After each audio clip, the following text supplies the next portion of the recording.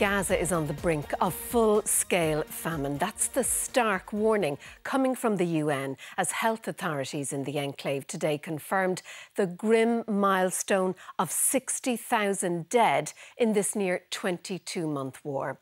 The World Food Programme, UNICEF and the Food and Agriculture Organization said Gaza needed to be flooded with food aid every day to prevent mass starvation. 18 months old, and now the symbol of Gaza's escalating humanitarian crisis. Mohammed weighs just 6 kilos, his tiny frame weak and helpless, the toll of aid restrictions evident.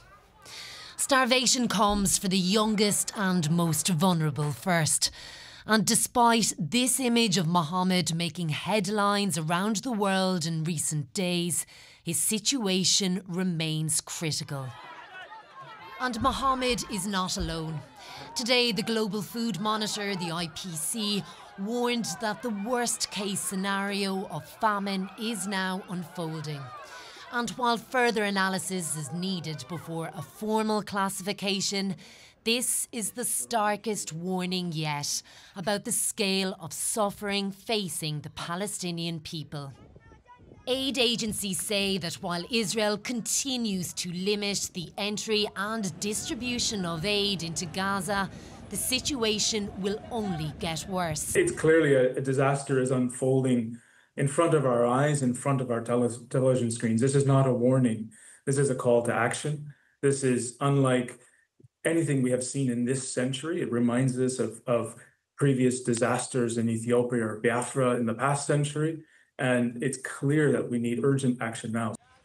And still Israel's airstrikes continue, including here at Nusrat refugee camp overnight, where children were reported to be among the dead. According to the Palestinian Health Ministry, it brings to 60,000 the number of people killed in Gaza since Israel's offensive began. Another grim milestone in this brutal conflict. Kate Varley, RT News.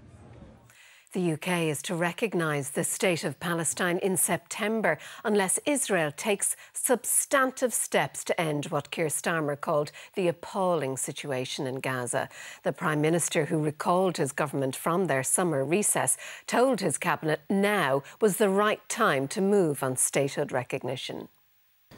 I can confirm the UK will recognise the state of Palestine by the United Nations General Assembly in September, unless the Israeli government takes substantive steps to end the appalling situation in Gaza, agree to a ceasefire and commit to a long-term sustainable peace, reviving the prospect of a two-state solution. Let's have a word now with our London correspondent, Tommy Meskell. Tommy, why this stance now and why wait until September? Well, Sharon, Keir Starmer has been under significant pressure from many of his MPs on this issue. The decision of France to recognise Palestine is also a factor. And in recent times, Keir Starmer's language around what is happening in Gaza has definitely sharpened. Yesterday, for example, he described this as an intolerable situation.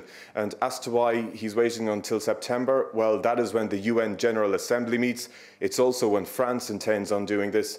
And in theory, it gives Israel time to meet those demands which the UK has put in place. It's worth saying too that the UK has also put demands on Hamas, which is to agree to a ceasefire, to release the hostages and to agree not to be part of a future government in Palestine. In relation to Israel, I think there would be a strong view that Israel is unlikely to meet all of those demands. And this evening, the Israeli Prime Minister Benjamin Netanyahu has been reacting to this decision. He said it was a reward for Hamas. Interestingly, the US President Donald Trump has also been asked about this on board Air Force One. He's on his way back to Washington after visiting Scotland and after meeting with Keir Starmer yesterday. And Donald Trump said that he didn't have a view on this. He didn't have a position. It had been the stance of Keir Starmer, Sharon, not to recognise the state of Palestine until he felt that it could have maximum impact. He has clearly made the calculation that September could be the time when indeed it could have that maximum impact. Tommy in London, thank you.